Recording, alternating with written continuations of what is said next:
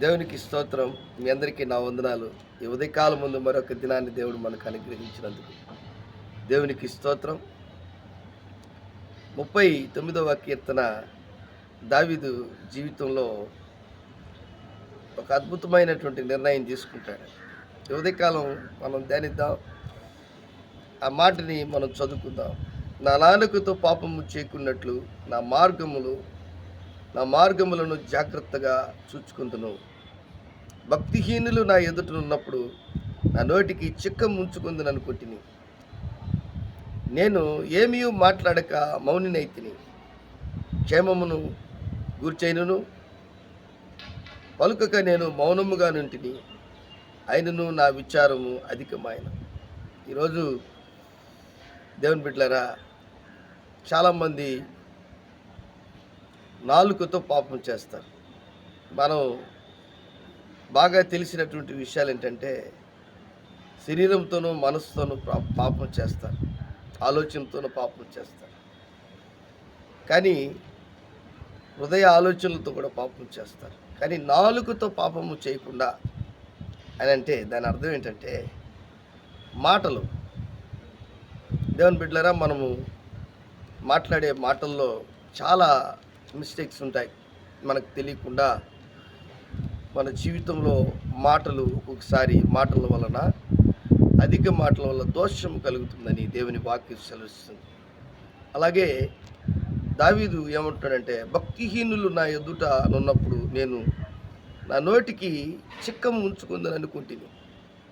ఎందుకంటే అతను ఒక మాట మాట్లాడాడంటే ఆ భక్తిహీనులు ఆ మాటని రకరకాలుగా దాన్ని వాడుకుంటారు అని అతను తెలుసుకున్నాడు. అందుకే తన యొక్క జీవితంలో ఒక డెసిషన్ తీసుకున్నాడు. భక్తిహీనులు ఉన్నప్పుడు ఏమీ మాట్లాడకుండా మౌనంగా ఉండిపోవడం, నోటికి చిక్కం వేసుకోవడం. కాబట్టి ఆ మాటల వలన దేవుని యొక్క దృష్టికి ఒకవేళ నేను పాపము చేసినటువంటి వాడిగా ఉంటానేమో అని ఒక ఆలోచన. అయినా దావీదు అంటాడు, ఆయన జీవితంలో ఇది చాలా మంచి నిర్ణయం, దావీదు చేసుకున్నటువంటి నిర్ణయం. ఒక మనిషి తన నాలుకతో పాపము చేయకుండా ఆయన తీసుకున్నటువంటి తీర్మానం ఇది చాలా విలువైనది. అలాగే మనం కూడా ఒకసారి మన మాటలు మాట్లాడినప్పుడు మన మాటలను కూడా రకరకాలుగా మార్చి చెప్పినప్పుడు చాలా దుఃఖం వేస్తుంది. అందుకే మన జీవితంలో ఆ మాటలను మాట్లాడకుండా, ఎదుటివారితో మనం ఆ విధంగా మాట్లాడకుండా జాగ్రత్త పడడం మంచిది. అందుకే మనం మాట ఇచ్చి దాన్ని తప్పిపోకుండా ఉండడం మంచిది. 15వ కీర్తనలో కూడా ఒక మాట ఉంది, అతడు ప్రమాణము చేయగా నష్టము కలిగినను మాట తప్పడు. ఎంత మంచి మాట! తన అట్టివాడు నాలుకతో కొండెములాడడు, తన చెలికానికి కీడు చేయడు, తన పొరుగువాని మీద నింద మోపడు. కాబట్టి ఇలాంటి మంచి ప్రవర్తన కలిగినటువంటి వ్యక్తి అతడు ప్రమాణము చేయగా నష్టము కలిగినను మాట తప్పడు. ఈరోజు మన జీవితంలో కూడా ఆ విధంగా ఉండాలని దేవుడు కోరుకుంటున్నాడు. దావీదే కాదు, అలాగే యాకోబు రాసిన పత్రికలో 3వ అధ్యాయము 2వ వచనంలో అనేక విషయములలో మనమందరము తప్పిపోతున్నాము. ఎవడును మాట యందు తప్పని ఎడల అట్టివాడు లోపము లేనివాడై తన సర్వ శరీరమును స్వాధీనపరచుకున్న శక్తి గలవాడగును. అంటే మనం అనేక మాటల్లో చిక్కిపోతాం, మనుషులకి తప్పిపోతాం, భయంకరమైనటువంటి కష్టాల్లోకి వెళ్ళిపోతాం. అలాంటప్పుడు మనం దేవుని వాక్యాన్ని జాగ్రత్తగా పఠించినప్పుడు, ఆ వాక్యానుసారంగా మనం జీవించినప్పుడు ఎవడైనను మాట యందు తప్పని ఎడల అట్టివాడు లోపము లేనివాడట. రెండోది, తన సర్వ శరీరమును స్వాధీనపరుచుకున్న శక్తి గలవాడు. ఈ విషయం చాలా ఉంది. ఒక నావ ఉంది. ఆ నావకి చుక్కాని ఉంటుంది.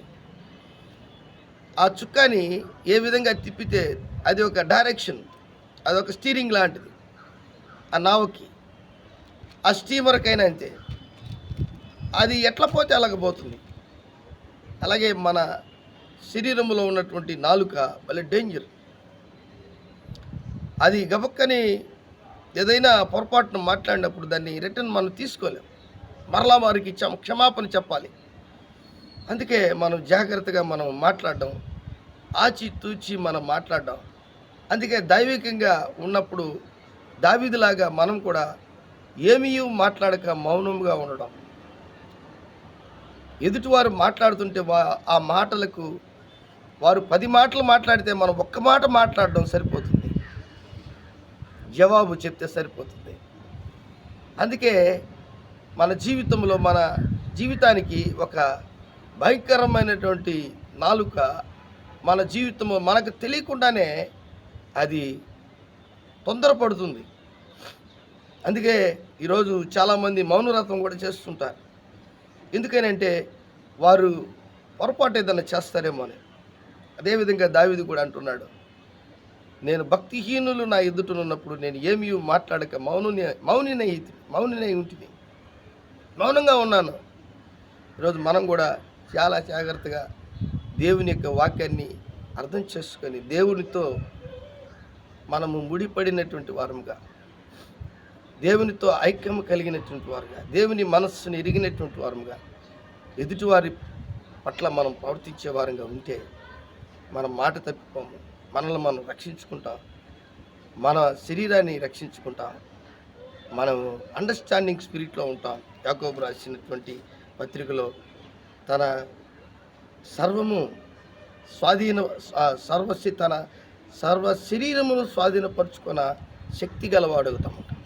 కాబట్టి ఈరోజు మనము ఈ లోకంలో ఉన్నటువంటి ఆ భయంకరమైనటువంటి పరిస్థితుల్లో ఉన్నటువంటి వారి మధ్యలో మనం ఉన్నాం. జాగ్రత్త పడాలి. ప్రార్థన చేసుకుందాం. దేవుడి వాక్యాన్ని దీవించి ఆస్వాదించును గాక. ప్రేమ నమ్మకం కలిగినటువంటి నా యేసయ్య, ఇప్పుడు వచ్చిన బిడ్డలందరినీ మీ చేతులకు అప్పగిస్తున్నాను. ఈ యొక్క నైనా వాక్యము చూస్తున్నటువంటి దేవుని బిడ్డలను మీరు దీవించి ఆస్వాదించు. నైనా దావీదులాగా మేము కూడా ఏమీ మాట్లాడక మౌనంగా ఉండి నైనా ఒక్క మాటైనా మేము జవాబు చెప్తే సరిపోతుంది నాయన. ఆ విధంగా జాగ్రత్త పడి పాపం చేయకుండా, నాలుగుతో పాపం చేయకుండా జాగ్రత్త పడి మీరు మాకు ఇచ్చిన ధన్యతను బట్టి నీకు వందనాలు చెల్లిస్తూ యేసు నామములో అడిగి వేడుకుంటున్నాను తండ్రి. ఆమేన్.